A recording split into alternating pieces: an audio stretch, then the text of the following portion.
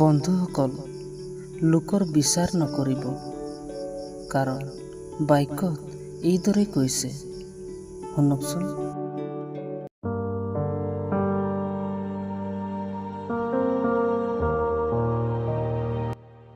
এই কাৰণে হে লোকৰ সুদবিচাৰ কৰা মানুহ, তুমি যিকোনো নোহোৱা, তোমাৰো উত্তৰ দিবৰ ঠাই নাই, কিয়নো যি কথাত তুমি লোকৰ সুদবিচাৰ কৰিছা, সেই কথাত নিজকেহে দোষী কৰিছা।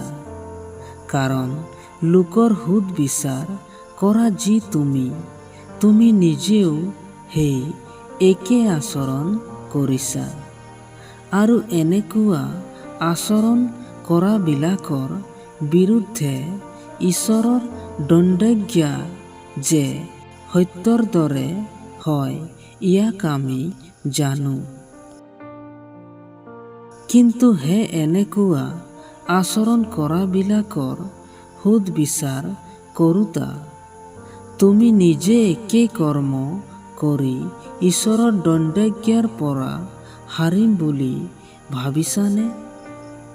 নাইবা ঈশ্বৰৰ অনুগ্ৰহে মন পালটাবলৈ তোমাক যে উদ্গাইছে, তাক নাজানি তুমি তেওঁৰ অনুগ্ৰহ, ধৈৰ্য আৰু চিৰসহিষ্ণুতাৰূপ ধন হেওগান কৰিছানে?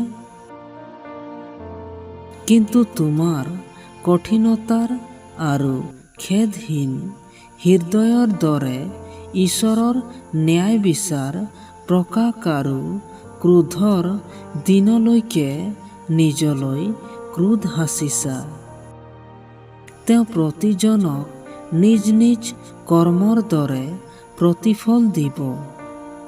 যিবিলাকে সৎকৰ্মত ধৈৰ্য ধৰি মহিমা, মৰ্যাদা আৰু অক্ষয়তা বিচাৰে, তেওঁবিলাকক অনন্ত জীৱন দিব।